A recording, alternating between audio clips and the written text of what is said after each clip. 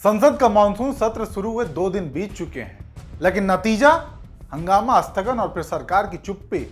विपक्ष ने देश के ज्वलंत मुद्दों को उठाने की कोशिश की, लेकिन मोदी सरकार जवाब देने की बजाय सदन से भाग खड़ी हुई। विपक्ष ने पहले दिन ऑपरेशन सिंदूर पर चर्चा की मांग उठाई, लेकिन नेता विपक्ष यानी राहुल गांधी को बोलने तक नहीं दिया गया। मोदी जी आए, 2 मिनट रुके, फिर गायब। दूसरा दिन भी यही सिलसिला। SIR, जिसके जरिए बिहार में वोटबंदी की साजिश को अंजाम दिया जा रहा है, उसको लेकर विपक्ष ने चर्चा की मांग की।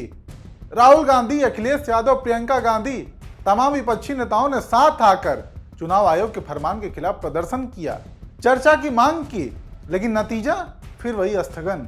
बाकी मोदी जी, उनका तो पूछिए मत। सवालों से इतनी घबराहट कि प्रेस कॉन्फ्रेंस तो करते नहीं, लेकिन अब सदन से भी गायब हैं। विदेश यात्रा पर निकल गए हैं। ऐसे में आज इस सत्र की सच्चाई को करीब से देखते हैं और समझते हैं कि आखिर क्यों मोदी जी सवालों से डर रहे हैं। पहले दिन से ही विपक्ष ने ऑपरेशन सिंदूर पर चर्चा की मांग उठाई। आतंकी हमारे देश में घुसकर हमारे ही लोगों को मारकर चले जाते हैं। पहलगाम आतंकी हमले के बाद ये देश की सुरक्षा से जुड़ा सबसे अहम मुद्दा है, लेकिन इस मुद्दे पर नेता प्रतिपक्ष राहुल गांधी को बोलने का मौका तक नहीं दिया गया। कांग्रेस, समाजवादी पार्टी और इंडिया गठबंधन के तमाम नेता एकजुट होकर सरकार से जवाब मांग रहे थे, लेकिन सदन की कार्रवाई बार बार स्थगित होती रही। और हमारे माननीय मोदी जी, वो तो सिर्फ 2 मिनट के लिए सदन में नजर आए और फिर गायब।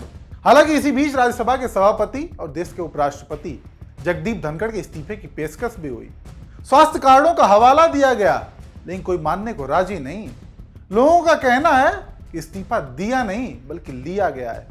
वजह यह तक बताई जा रही है कि दोनों सदनों के संचालन में तालमेल नहीं था, यानी लोकसभा में राहुल गांधी को बोलने का मौका नहीं मिला और राज्यसभा में मल्लिकार्जुन खड़गे, उन्होंने ऑपरेशन सिंदूर को लेकर मोदी सरकार से तीखे सवाल पूछे। सभापति के तौर पर जगदीप धनखड़ ने समय दिया, जिसके बाद जब JP नड्डा बोलने के लिए खड़े हुए तो ये तक कह दिया कि ये सब रिकॉर्ड में नहीं जाएगा, बस वही जाएगा जो मैं बोलूंगा। Nothing will go on record. Whatever I'll say, that will go on record. You should know. सभापति के होते हुए नड्डा का ऐसा बोलना कई सवाल खड़े करता है। खैर, अब आते हैं सत्र के दूसरे दिन पर। दूसरे दिन भी यही सिलसिला जारी रहा। विपक्ष ने बिहार में वोटर लिस्ट के विशेष गहन पुनरीक्षण यानी SIR को लेकर सवाल उठाए। विपक्ष का आरोप है कि SIR के जरिए बिहार में वोटबंदी की साजिश रची जा रही है। रोजाना ग्राउंड से SIR को लेकर चौंकाने वाले खुलासे आते रहते हैं। कहीं BLO खुद ही फॉर्म भर रहा है, खुद ही दस्तखत कर रहा है, वोटर को इसकी कोई जानकारी ही नहीं। कहने का अर्थ है कि SIR के नाम पर बड़ी घपलेबाजी चल रही है। ऐसे में राहुल गांधी, प्रियंका गांधी, अखिलेश यादव सभी ने एक स्वर में कहा कि सरकार को इस साजिश पर जवाब देना होगा, लेकिन जवाब की जगह मिला क्या? फिर से कार्रवाई स्थगित। इंडिया गठबंधन के 24 दलों ने एकजुट होकर ऑपरेशन सिंदूर, पहलगाम हमले और बिहार SIR जैसे मुद्दों पर चर्चा की मांग की।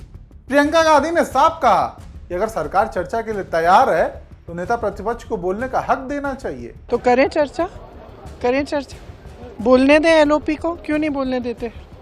अगर हर चीज़ के लिए तैयार है तो लीडर ऑफ अपोजिशन का मुंह बंद क्यों कर रहे हैं? खड़े हैं बोलने के लिए, बोलने देना चाहिए।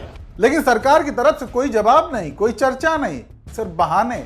और सबसे चौंकाने वाली बात, जब विपक्ष देश के गंभीर मुद्दों पर जवाब मांग रहा था, तब हमारे प्रधानमंत्री विदेश यात्रा पर निकल गए। सवालों से डरकर प्रेस कॉन्फ्रेंस तो छोड़िए, अब तो सदन से भी गायब हैं। हालांकि विपक्ष ने साफ कर दिया कि वो चुप नहीं बैठेगा।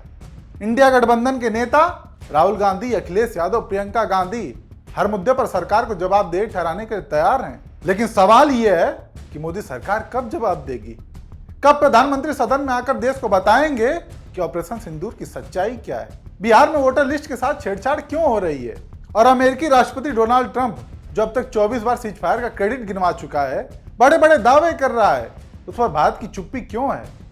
इस पर जवाब देने से मोदी सरकार क्यों भाग रही है? खैर, आप दर्शक मोदी सरकार के इस रवैये को लेकर क्या राय रखते हैं? कमेंट करके हमें जरूर बताएं।